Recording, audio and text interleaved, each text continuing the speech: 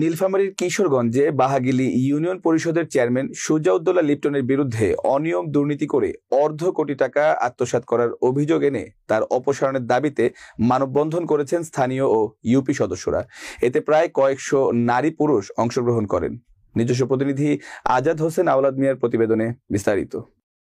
মঙ্গলবার সকালে উপজেলা পরিষদ চত্বরে এই মানববন্ধন অনুষ্ঠিত হয়। সুজাউদ্দৌলা লিপ্টন জেলা জাতীয় পার্টির যুগ্ম সাধারণ সম্পাদক ও ৪ নম্বর বাহাগিলি ইউনিয়ন পরিষদের চেয়ারম্যান। এ সময় ইউপি সদস্য খলিলুর রহমান ডাবলু বলেন, বাহাগিলি ইউনিয়নের চেয়ারম্যান লিপ্টন দীর্ঘদিন ধরে ক্ষমতায় থাকার ফলে বিভিন্ন অনিয়ম দুর্নীতি করে আসছে।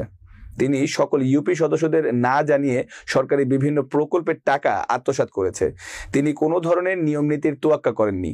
আমরা আজকে মানববন্ধন করার আগে তার প্রতি অনাস্থা এনে অনিয়ম দুর্নীতি তুলে ধরে তার অপসারণের দাবি জানিয়ে লিখিত অভিযোগ করি। অভিযোগ সূত্রে গত রবিবার একজন কর্মকর্তা তদন্ত করতে আসেন। এ সময় চেয়ারম্যান তার সন্ত্রাসী বাহিনী দিয়ে আমাদের 2 জন ইউপি সদস্যদের উপর হামলা করেন। এই সময় স্থানীয়রা ছুটে এসে আমাদের রক্ষা করে হাসপাতালে নিয়ে যায়। আমরা তার অনিয়মের বিচার চেয়ে হামলা শিকার হয়েছি। আজ এখানে স্থানীয় জনসাধারণ ও ইউপি সদস্যরা এসে তার অপসারণের দাবিতে মানববন্ধন করছে। দ্রুত তাকে অপসারণ করা না হলে আমরা আরো বৃহৎ আন্দোলন গড়ে তুলব। এতে বাহাগিলি ইউনিয়ন পরিষদের ইউপি সদস্য স্বপন রানা, খলিলুর রহমান ডাবলু, এমদাদুল হক, ইয়াহিয়া খান, সাদিকুল ইসলাম, যুবদল নেতা মুস্তাফিজুর রহমান সহ অন্যান্যরা উপস্থিত ছিলেন।